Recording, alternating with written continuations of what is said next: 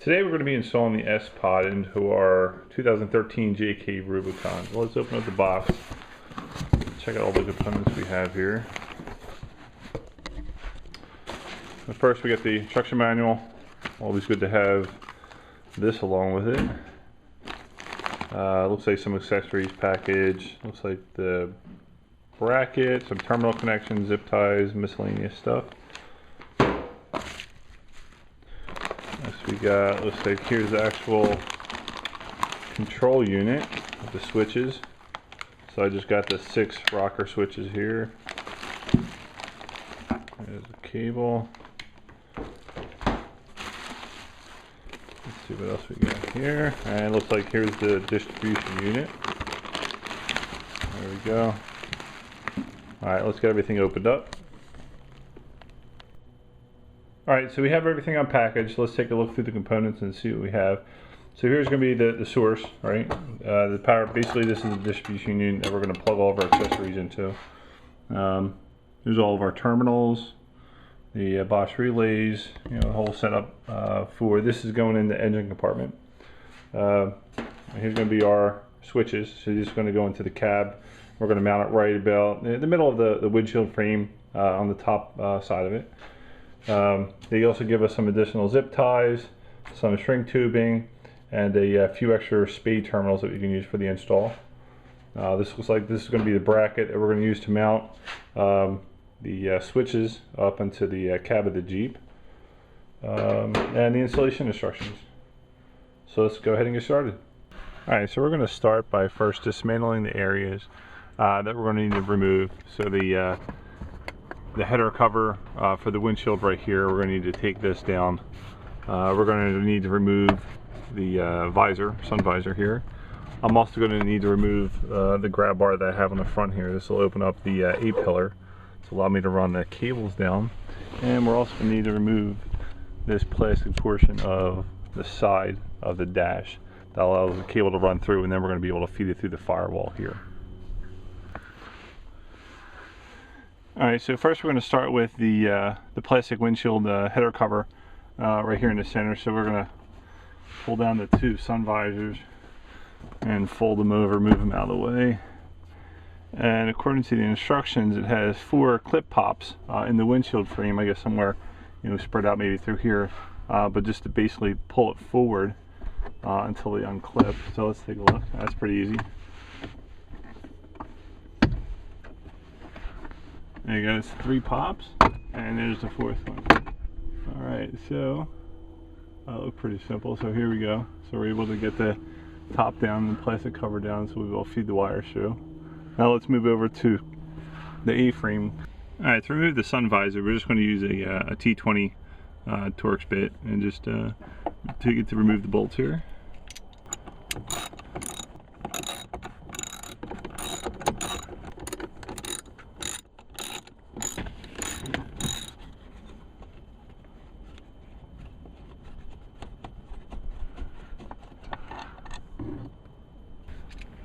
Now we're going to remove our grab bar too, so we can get to the this section, the top section of the A-pillar.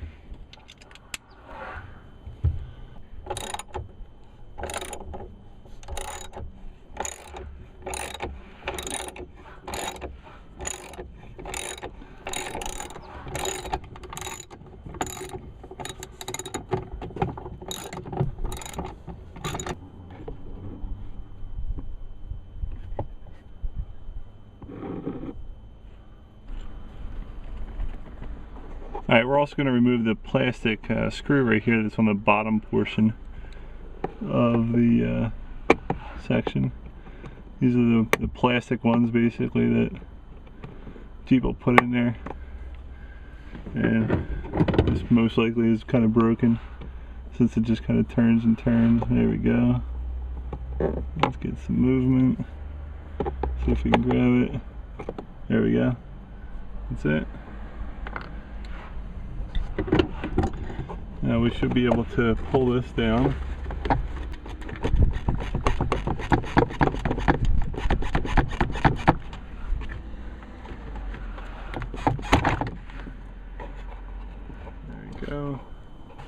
Now that we have the top portion of the A-pillar removed, and then the A-pillar plastic unit removed as well, we can move on to the side port here. This thing looks like it just kind of held in by a couple clips. So we're just going to kind of start at the top. There we go. We'll just kind of work our way down and then remove it. There we go. So we have it open.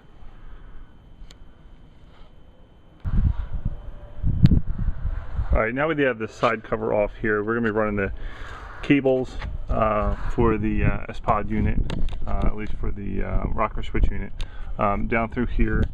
And I'll see if I can get a shot. So right there is where we're going to be plugging through the firewall in order to run the connection from the switch unit to the actual master unit or the distribution unit.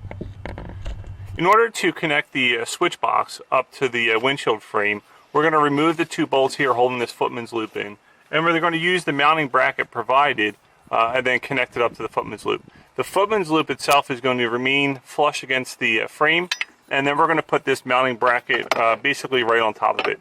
That is the correct positioning for the mounting bracket. You don't want to put the mounting bracket behind the footman's loop. It'll make it difficult for you to close that panel or lock in place the freedom panel.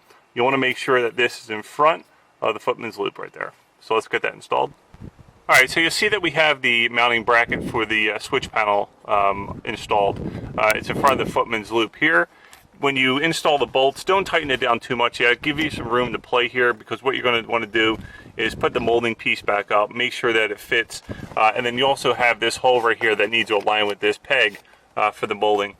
So make sure everything lines up, and then take the molding back down again, and then you'll tighten these bolts and you should be ready to go. Alright, when you're putting the center part of the trim back on, you'll notice there's actually 6, 3 on each side. So there's 2 here that align to the top here, and 1 underneath right there, right? So that's going to connect this one.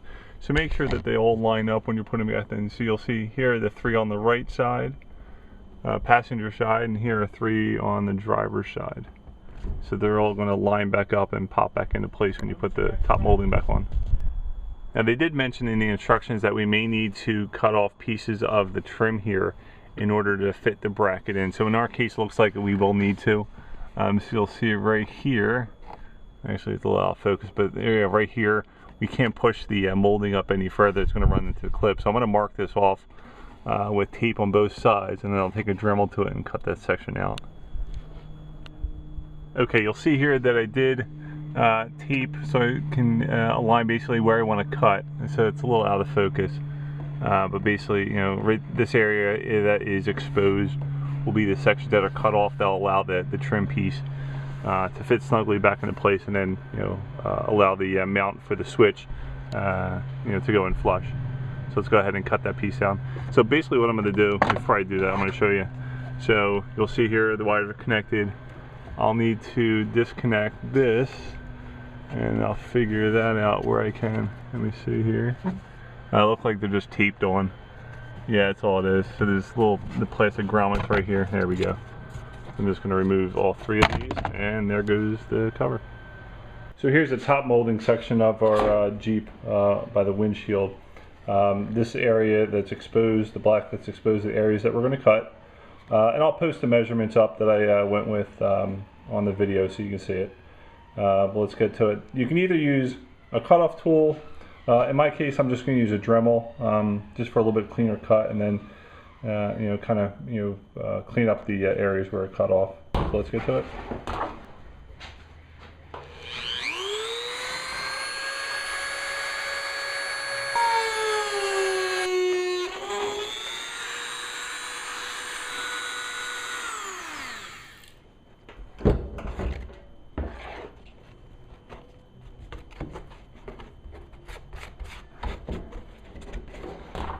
Now we have it cut out. Let's go test the fit, make sure it works.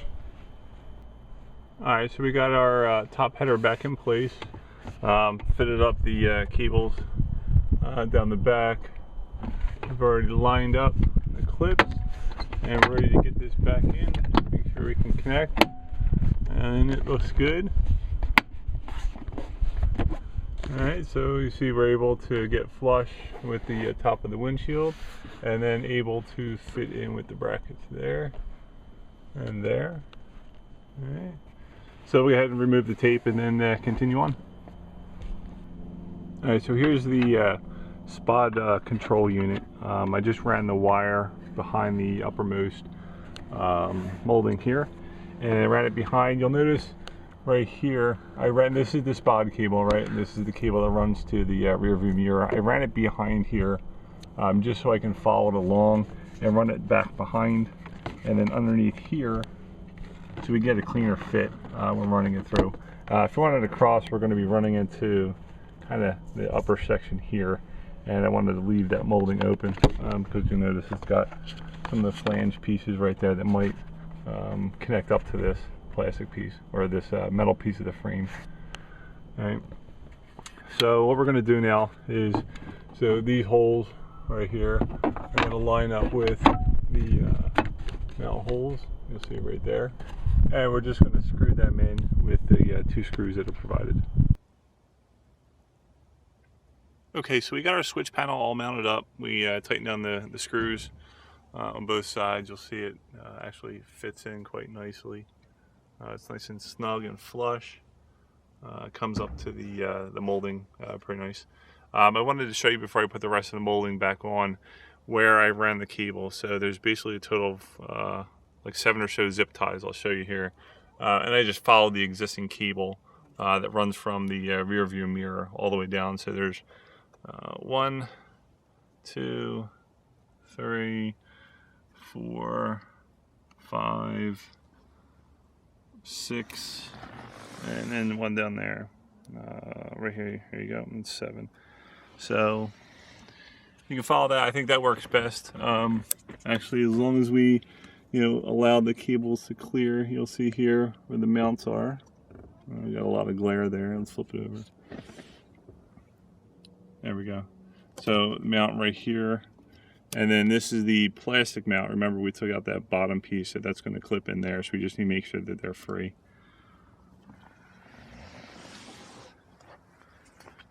All right, and we ran the cable down, and let's see if we can see. So again, that's going to be the punch. So I actually ran a fish line through it already, and we'll come out. And you'll see right down there, that's where we're going to feed the line through. So let's get that through. So I wanted to show you how I actually cut it through. So the easiest way to do it is to cut an X instead of a hole. That will allow the cable to be fed through and also close up around the cable. I mean, it's not going to be airtight. We can probably come back around later and use something to seal that up, but it allows us to get the cable through rather nicely without cutting a large hole there.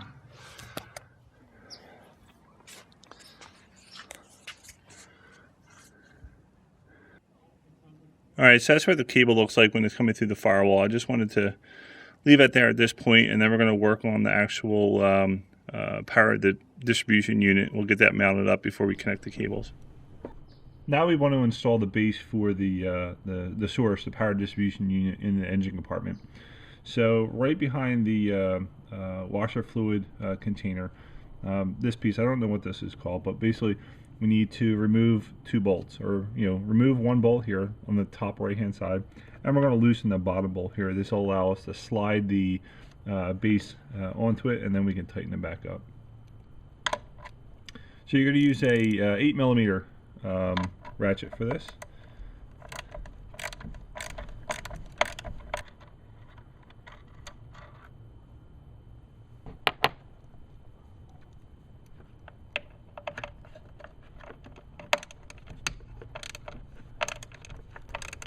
Remember, we just need to loosen the one closest to the side here, just to fit the brace in.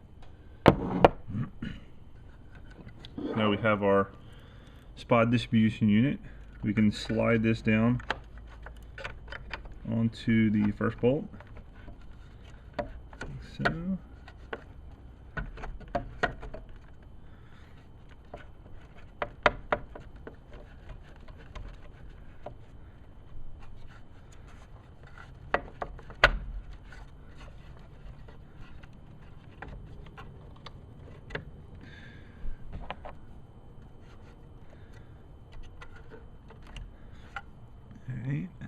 Now we can take the bolt we just removed from the top one, put it back in.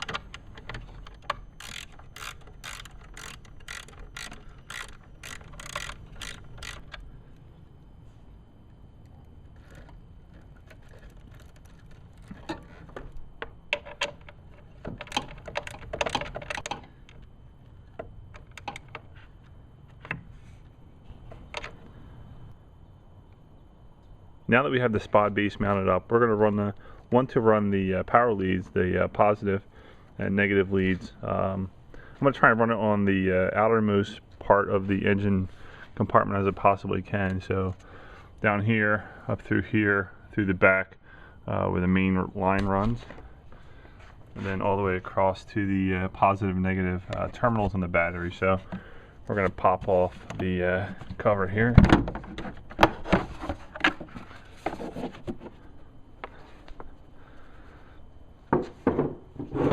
Alright, so there's basically where we want to run the leads for the distribution unit.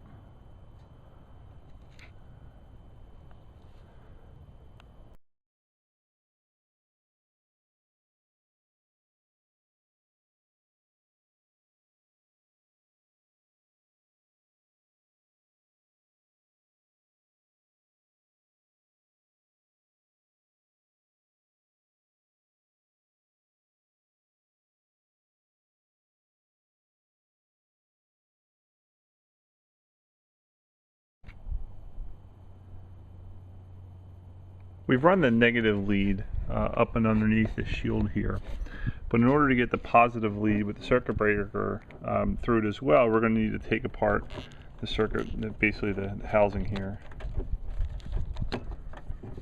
and then we're just going to unscrew the one that runs to the source, this one here, and then that'll allow us to get us through the shielding here, and then we'll reconnect it when we run the wires back through. So I wanted to show you where I ran the cables. We'll see if we can get in here a little closer and focus in a little bit. So you'll see here, this is the shield that we removed the bolt from the top and the bolt from the bottom, and also removed the horn that was right here. So we have the positive and negative lead, as well as the wire from the inside the cab from the switch panel going through the same location right here. So you'll see three of them going in and out, and then this is also the main that's running out. So we're going to run the wires up and around, and you'll see down there, we're just going to kind of attach them, bring them up here, and then run them across through the back of the engine compartment.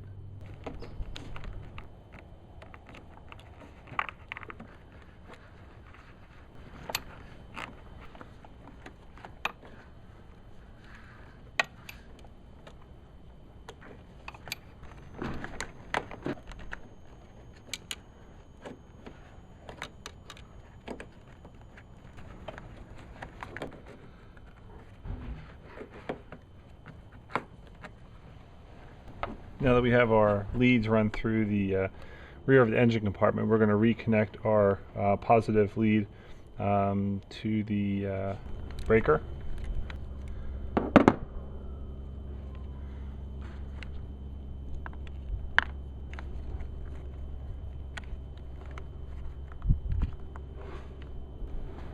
Now that we have our positive and negative leads run through the back of the engine compartment up against the firewall here, we're going to connect the terminals up to the battery. So we're going to start with the positive first.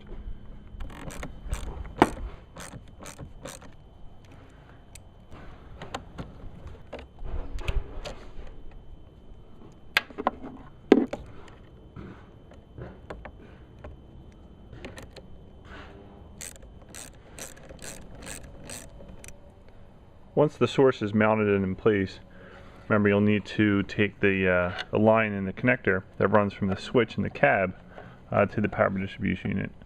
So you'll see just up underneath, running through here.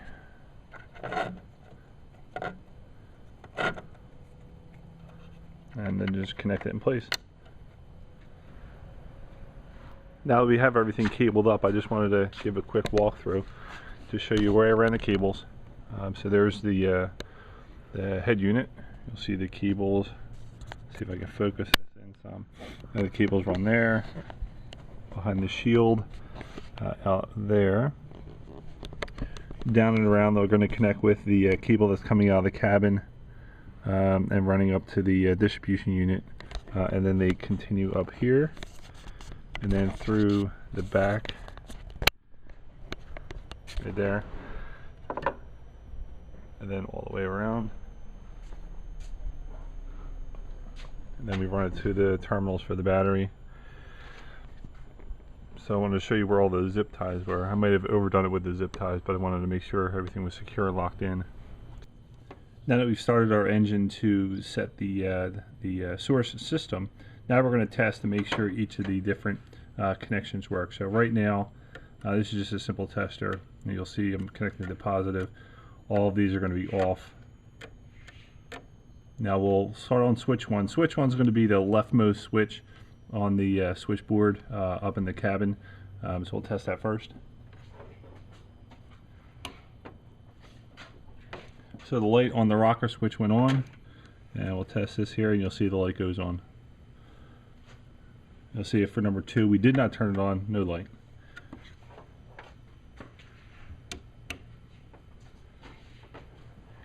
Switch number 2, light.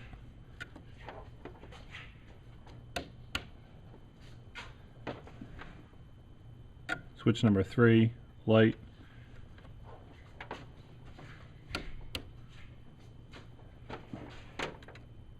Switch number 4, light.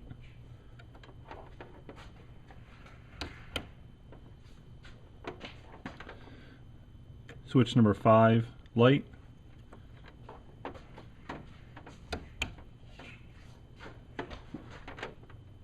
And switch number 6, light. Looks like we're all set.